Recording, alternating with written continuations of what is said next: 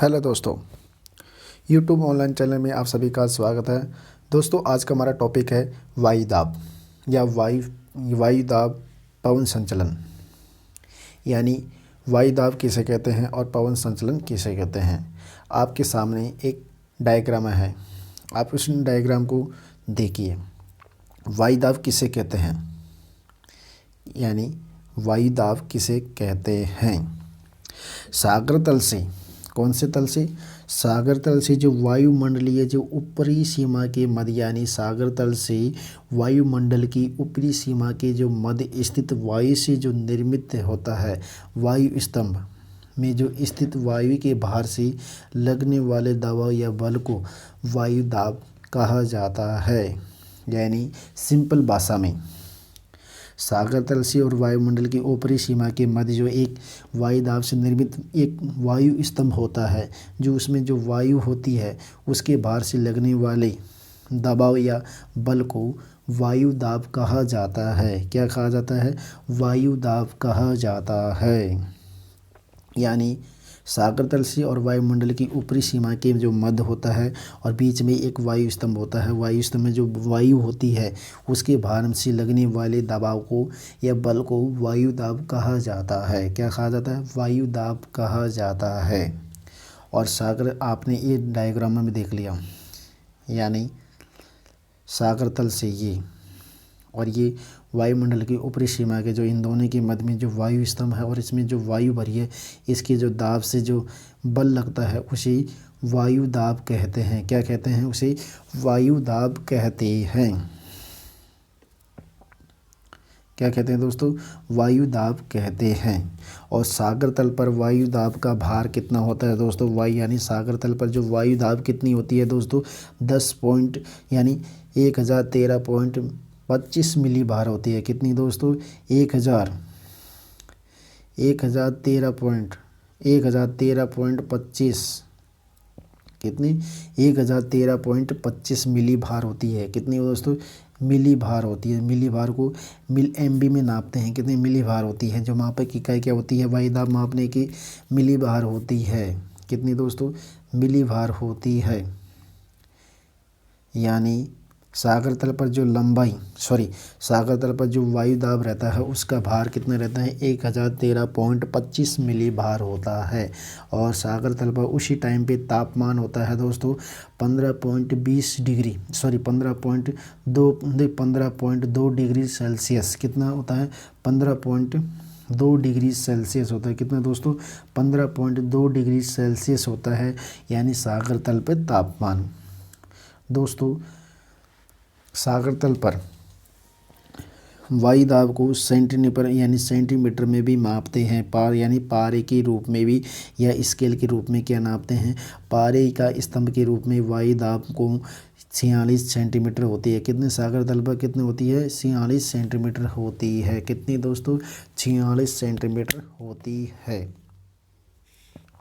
और सागर तल पर मिली भार के रूप में वायुदाब 1013.25 मिली भार होती है। कितनी? 1013.25 मिली भार वायुदाब रहती है। और सागर तल पर ही यानी पारे के रूप में यानी 76 सेंटीमीटर या 29.9 इंच होती है। कितनी? 29.9 इंच होती है। और इसे मिली भार में नापे तो 707 मिली भार में आता है। उसी प्रकार दोस्तों वायुदाब को प्रभावित करने वाले कारक, यानी वायुदाब को प्रभावित करने वाले कारक कौन कौन से हैं? हमने आपको बताया था सागर तल पे जो मिली भार होता है कितना होता है? 1013.25 मिली भार होता है। उसे पारे के रूप में मांगे तो 76 सेंटीमीटर और 29.9 इंच के होता है। किसके? पारे के रूप में। और सागर तल पर जो तापमान होता है 15.2 डिग्री सेल्सियस होता है। कितना होता है? सागर तल पर 15.2 डिग्री सेल्सियस होता है। उसी प्रकार दोस्तों वायुदाब को प्रभावित करने वाले कारक कौन से हैं? यानी वायुदाब को प्रभावित करने वाले कारक दोस्तों तापमान के द्वारा वायुदाब प्रभावित होती है, और ऊंचाई के द्वारा भी होती है, और आर्द्रता के द्वारा होती है, और धूलकण के द्वारा होती है। यानी वायुदाब को प्रभावित करने वाले कारक कौन कौन से हैं? तापमान है, ऊंचाई है, आर्द्रता है और धूल की कण है। कौन कौन सी? तापमान, ऊंचाई, आर्द्रता और धूल के कण होते हैं। तापमान, तापमान किसे कहते हैं? यानी तापमान वायु दाब, तापमान और वायु दाब में विपरीत संबंध होता है। क्या होता है दोस्तों? विपरीत संबंध होता है। यानी तापमान और वायु दाब में विपरीत संबंध होता है, क्योंकि ये क्षैतिज अवस्था में तापमान और वायु में क्या होता है? विपरीत संबंध होता है। जैसे तापमान जहाँ पे अधिक होगा वहाँ वायु दाब कम होगा। ये कौन सी अवस्था में होता है? यानी क्षैतिज अवस्था में होती है। कौन से दोस्तों? क्षैतिज अवस्था में होता है। जहाँ तापमान अधिक होता है वहाँ वायु दाब कम होता है। यानी जहाँ तापमान अधिक होगा वहाँ वायु दाब क्या होगा? कम होगा। जहाँ तापमान वायु दाब कम होगा, कितना? जहाँ तापमान अधिक होगा वहाँ पे वायु दाब क्या होगा? कम होगा। ये स्थिति दोस्तों जून के माह में पश्चिमी राजस्थान में गुण यानी 49 डिग्री सेल्सियस होता है। कितने दोस्तों? 49 डिग्री सेल्सियस होता है। कितना दोस्तों? 49 डिग्री सेल्सियस होता है राजस्थान में। कब? जून के माह में। जून के माह में 49 डिग्री सेल्सियस होता है। कब? यानी जहाँ तापमान होगा वहाँ वायु दाब कम होगा। ये स्थिति राजस्थान में जून के माह में होती है, यानी 49 डिग्री से अधिक होता है। और इस समय दोस्तों यानी वहाँ पे जून के माह में राजस्थान में कितनी डिग्री पाया जाता है?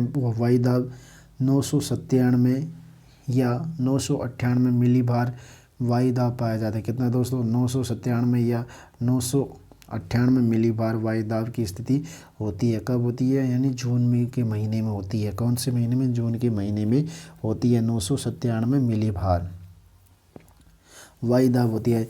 ये कौन कौन सी डिस्ट्रिक्ट में होती है? जैसलमेर, बीकानेर और गंगानगर जिले से होकर गुजरती है। यानी 297 मिलीबार वायु दाब रेखा जैसलमेर, बीकानेर और गंगानगर जिले से होकर गुजरती है। कौन से गुजरती है? यानी जून के माह में जो वायु दाब की रेखा यानी कौन से? जैसलमेर से होकर गुजरती है, बीकानेर से होकर गुजरती है और गंगानगर होकर गुजरती है। कहाँ पे दोस्तों? जैसलमेर, बीकानेर और गंगानगर होकर गुजरती है। कौन से माह में? जून के माह में वायु दाब पाई जाती है। कौन से? यानी 297 मिलीबार पाया जाता है। कितनी? 297 मिलीबार पाया जाता है। कितनी? 297 मिलीबार। कौन कौन से जिले? जैसलमेर, बीकानेर और गंगानगर जिले से गुजरती है।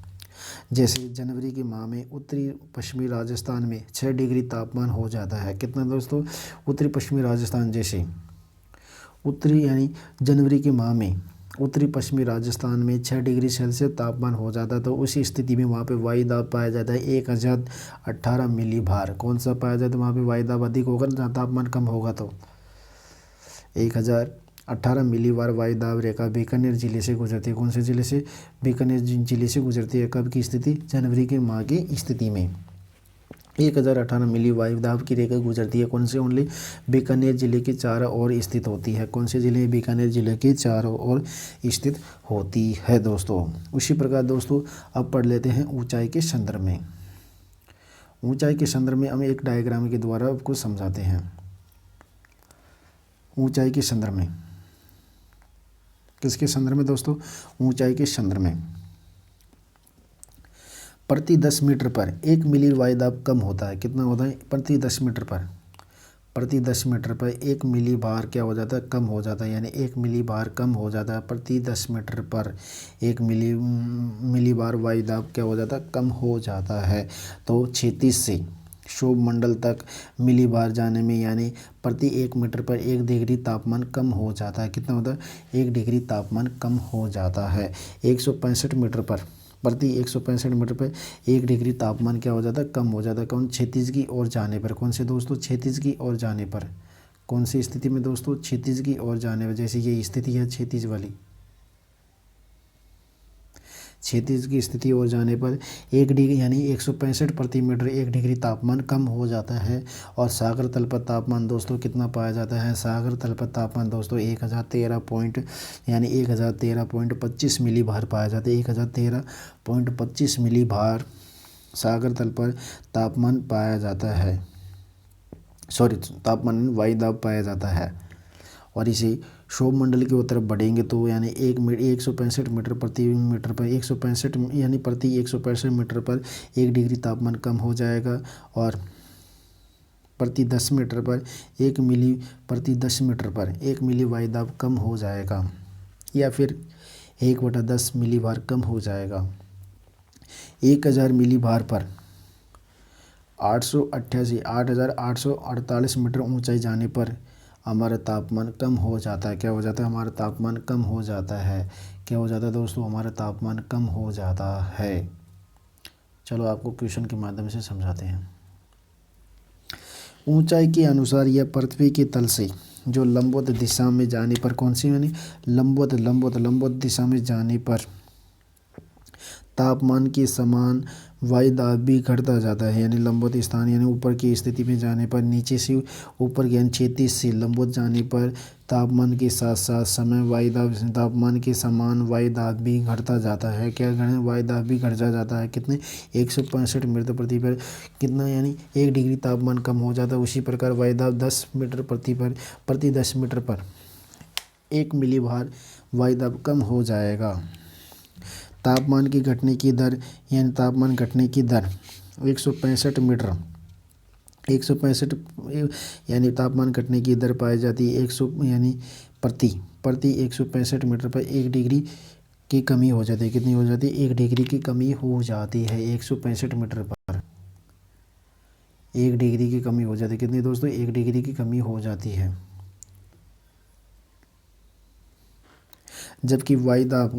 जबकि वायुदाब घटने की स्थिति कितनी पे होती है?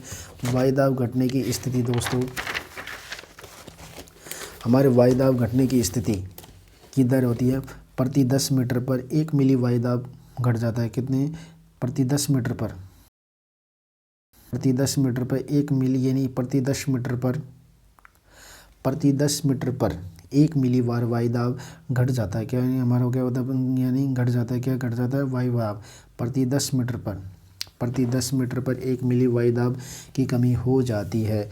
उसी प्रकार दोस्तों हमारा अगला आता है आर्द्रता। वायुदाब को प्रभावित करने वाले कारक में आर्द्रता, जो नमी प्राप्त हवाएं भारी होकर नीचे बैठने लगती है तो जिस कारण वायुदाब में क्या हो जाती है? वृद्धि हो जाती है। नमी के कारण वायुदाब में यानी नमी की प्राप्त होने से हवाएं भारी होकर नीचे बैठ जाती है, उन्हें वायु दाब की वृद्धि हो जाती है। क्या हो जाती है? वायु दाब की वृद्धि हो जाती है दोस्तों। क्या हो जाती है दोस्तों? वायु दाब की वृद्धि हो जाती है। पवनी वायु की गति अवस्था को पवनी कहा जाता है। यानी पवनी किसे कहते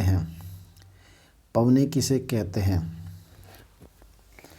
वायु की गतिक अवस्था को पवनी कहा जाता है। क्या होते हैं? वायु की जो गतिक अवस्था होती है उन्हें पवनी कहा जाता है। जब वायु की गतिक पवनों की उत्पत्ति पृथ्वी पर वायुदाब में भिन्नता के कारण हुई है। यानी पवनों की उत्पत्ति कैसे हो जाती है दोस्तों? पवनों की उत्पत्ति वायुदाब में भिन्नता के कारण हुई है, और वायु यानी गति की अवस्था को पवन कहा जाता है। और पवनों की उत्पत्ति पृथ्वी पर वायुदाब में भिन्नता के कारण होती है। किसके कारण होती है? भिन्नता के कारण होती है। वायुदाब में पृथ्वी पर यानी पवनों की उत्पत्ति पृथ्वी पर वायुदाब में भिन्नता के कारण होती है। कौन से कारण? भिन्नता के कारण होती है। किसके कारण दोस्तों? भिन्नता के कारण होती है।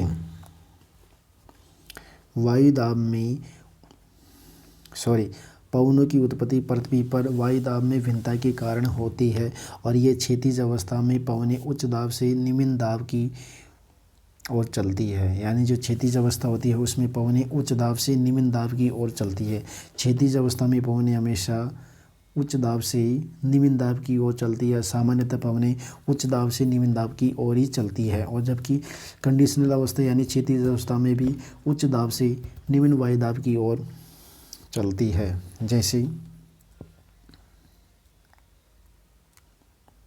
जैसे जनवरी माह में राजस्थान के उत्तरी पश्चिमी भाग में अधिक वायु दाब रहता है, क्या रहता है, अधिक वायु दाब रहता है, वहाँ पे अधिक वायु दाब रहता है। 1000 मिली भार रहता है, कितना, कौन से ज़िले में, बीकानेर ज़िले में 1000 मिली भार रहता है, कितना, 1000 मिली भार रहता है। यानी जनवरी माह में राजस्थान के उत्तरी पश्चिमी विभाग में अधिक वायु दाब रहता है, क्या रहता है, अधिक वायु दाब ये रहता है, कितना, 1018 मिली भार रहता है, कौन से ज़िले में, बीकानेर में। तो अतः उस समय राजस्थान में पवनों की दिशा उत्तर पश्चिम से दक्षिण की ओर होगी, यानी उत्तर से दक्षिण की ओर होगी। सामान्यतः कितनी होगी, उत्तर से और दक्षिण की ओर रहेगी। कौन से दोस्तों, उत्तर से दक्षिण की ओर रहती है। उसी प्रकार दोस्तों दूसरा एग्जाम्पल है, जून के माह में राजस्थान में वायु दाब उत्तर पश्चिमी भाग में न्यूनतम, यानी जून के माह में राजस्थान के उत्तर पश्चिमी भाग में न्यून दाब रहता है, कौन सा, न्यून वायु दाब रहता है, यानी 997 मिली भार होता है, कितना दोस्तों, 997 मिली भार रहता है, कितना दोस्तों, 997 मिली भार रहता है जून के माह में। उत्तर पश्चिमी में राजस्थान के उत्तर पश्चिमी जून के माह में न्यून वायु दाब रहता है, कितना, 997 रहता है। अतः इस समय पवनों का संचालन की दिशा दोस्तों दक्षिण से उत्तर की ओर होगी, कितनी होगी, दक्षिण से उत्तर की ओर होगी, कितनी, कौन पवनों का संचालन है, दक्षिण से उत्तर की ओर होगी, कितनी होगी दोस्तों, दक्षिण से उत्तर की ओर होगी। और दोस्तों अगला हमारा आता है वायु दाब मापन। वायु दाब मापन क्या है, यानी वायु दाब मापन के बारे में पढ़ते हैं।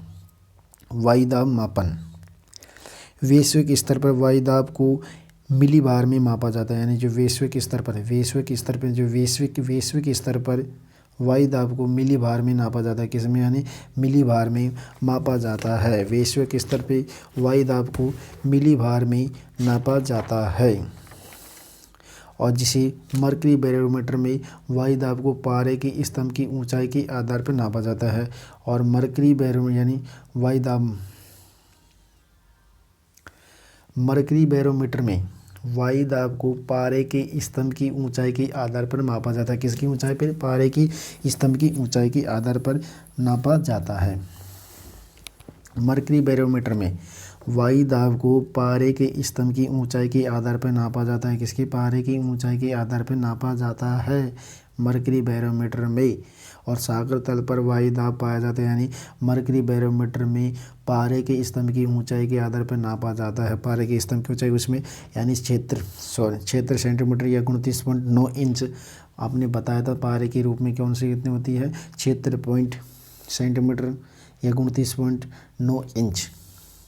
भौतिकी पास्कल में या भौतिकी पास्कल व डाइन को वायु दाब मापने के लिए इकाई रूप में प्रयोग किया जाता है। जो भौतिकी पास्कल होता है उसे पास्कल या डाइन को वायु दाब को मापने की इकाई के रूप में भी प्रयोग किया जाता है। क्या कितने प्रयोग किया जाता है, वायु दाब को मापने की स्थिति में प्रयोग किया जाता है।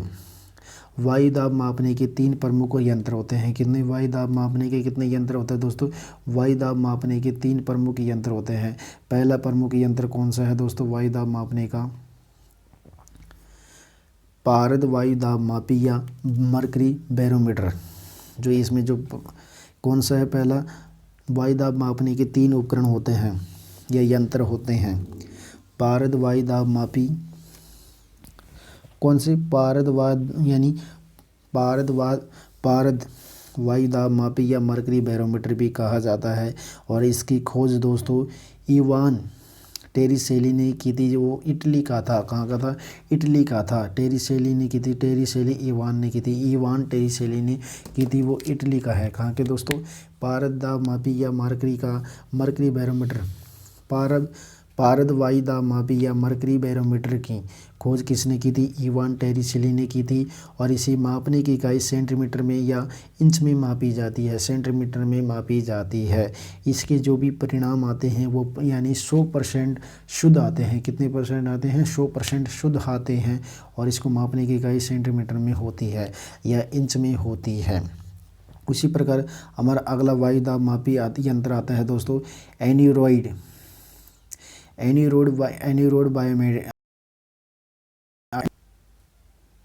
एनीरोड बैरोमीटर या निद्र वायु दाब मापी। एनीरोड बैरोमीटर या निद्र वायु दाब मापी, ये धातु का बना होता है दोस्तों। किसका? धातु का बना होता है। और उपकरण यानी ये धातु का बना उपकरण है जो घड़ी के समान होता है, हमारी घड़ी होती है ना उसी के समान होता है। कौन सा? एनीरॉइड बैरोमीटर, जिसे निद्र वायु दाब भी कहा जाता है। क्या कहते हैं उसे? निद्र वायु दाब भी कहते हैं। निद्र वायु दाब भी कहते हैं। एनीरोड बैरोमीटर को निद्र वायु दाब भी कहते हैं।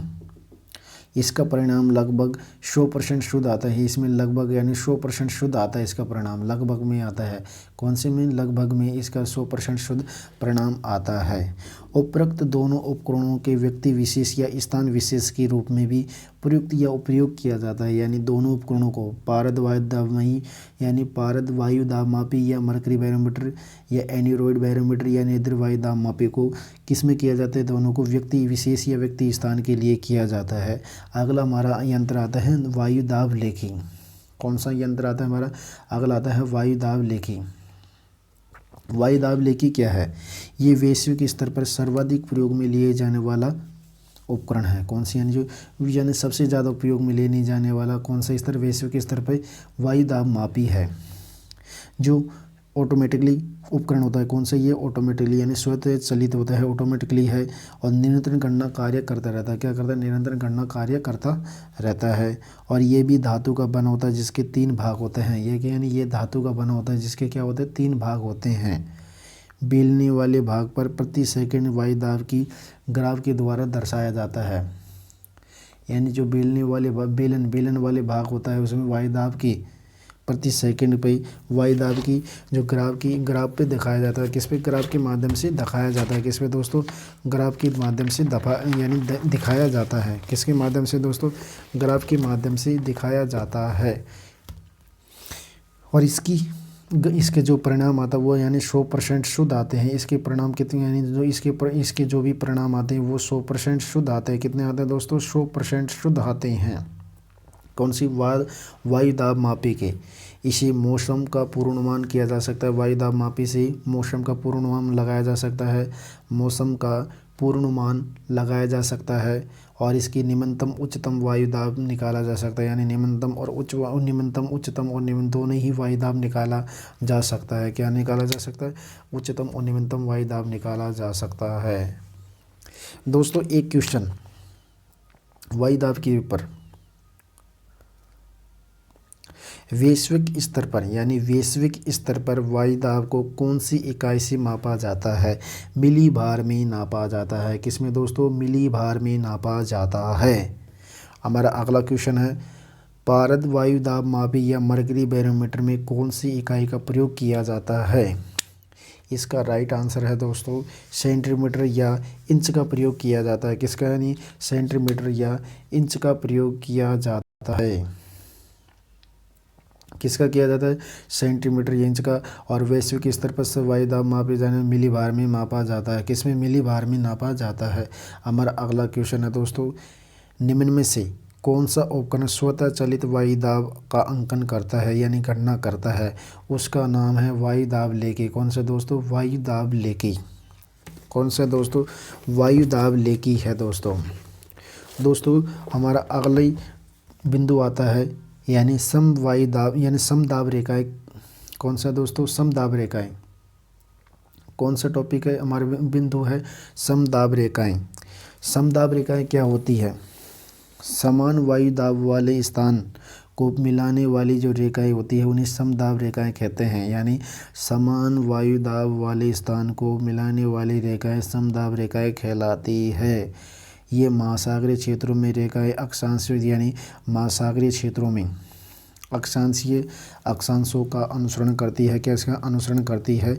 जबकि स्थानीय भागों में ये जलवायु स्थल के मिलन स्थल पर रेखाएं मुड़ जाती है। यानी समान वायु दाब वाले स्थान को मिलने वाली रेखा को समान वायु दाब रेखा कहते हैं। क्या कहते हैं? समान वायु दाब कहते हैं। कौन सी रेखा? समान वायु दाब रेखा कहते हैं। महासागरीय क्षेत्रों में ये रेखाएं अक्षांशों का अनुसरण करती है। क्या अनुसरण करती है? अक्षांशों का अनुसरण करती है। कहाँ पे? महासागरीय क्षेत्रों में अनुसरण करती है। जबकि स्थलीय भागों में ये जल व स्थल के मिलन स्थल के पर ये रेखाएं मुड़ जाती है, जबकि ये जल व स्थल के मिलन स्थल पर ये रेखाएं क्या हो जाती है, मुड़ जाती है। कौन सी क्या रेखाएं मुड़ जाती है, कौन सी रेखाएं, ये रेखाएं मुड़ जाती है, ये रेखाएं मुड़ जाती है।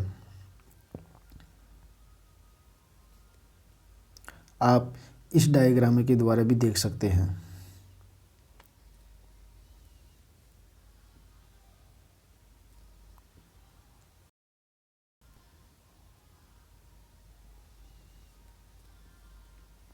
चक्रवात की स्थिति उत्पन्न कैसे होती है ये भी आप इस डायग्राम में देख सकते हैं या स्क्रीनशॉट ले सकते हैं।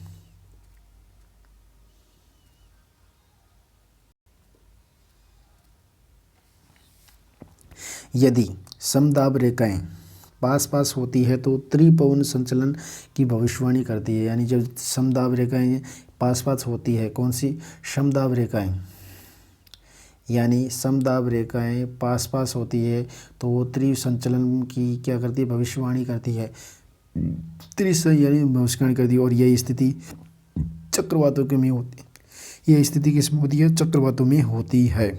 यदि दाब रेखाएं दूर दूर होती है तो मंद पवनों का संचालन प्रदर्शित होता है। कौन सी, मंद पवनों का संचालन प्रदर्शित होता है। कौन सी, मंद पवनों का यानी संचालन कम होता है। जैसे आप ये दूर दूर स्थिति है, यानी समदाब रेखाएं दूर दूर होती है। कौन सी, ये जैसे समदाब रेखा एक तो यहाँ है और एक यहाँ है और एक यहाँ है, ये रेखाएं दूर दूर स्थिति है। कौन सी, यानी समदाब रेखाएं दूर दूर है।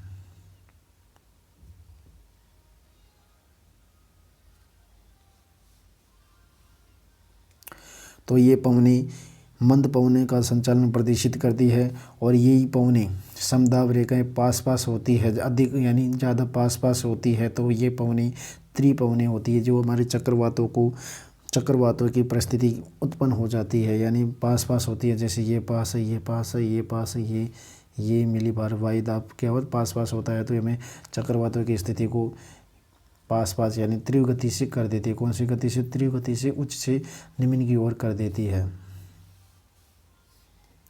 इसे दाब प्रवणता अधिक होती है। क्या होती है दोस्तों, दाब प्रवणता अधिक होती है।